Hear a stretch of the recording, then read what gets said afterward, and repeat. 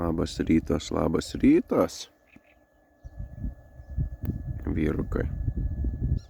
7-8 galbūt diena, 8 dienos pradžia.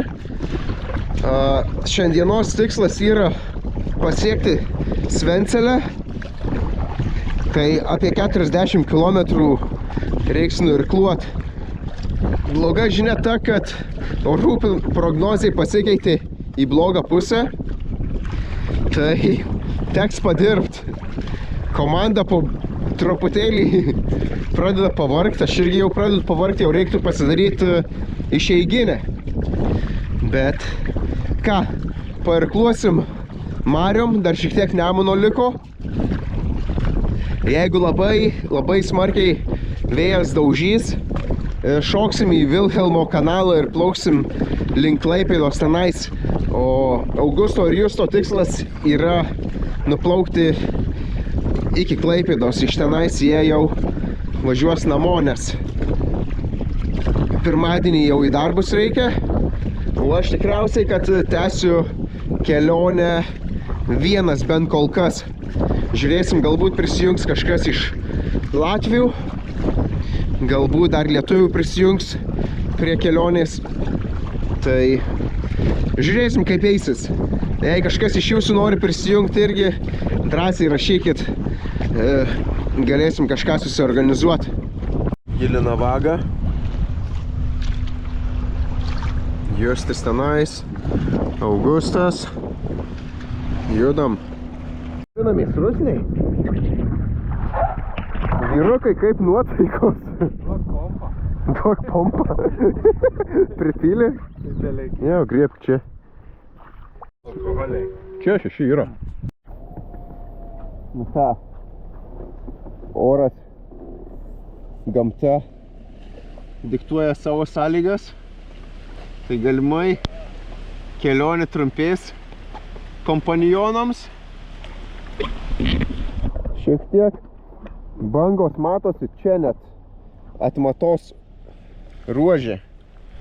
Dar net nepasiekėm marių. Tai žiūrėsim, kaip eisis.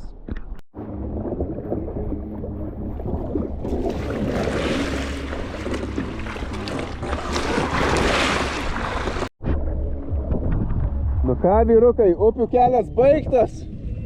Jo. Augustai, kaip tau ta upė? Fantastika. Nemanau, kad fantastika buvo tau. Targi. Neskaudžiai? Ne.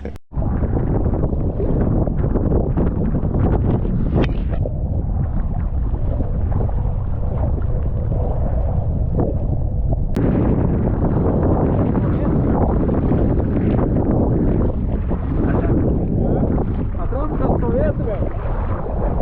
Ne, judam.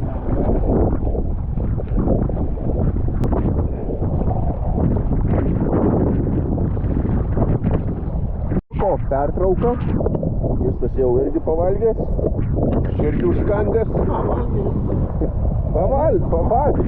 Batonėlį suvalgė. Ir judėsim toliau.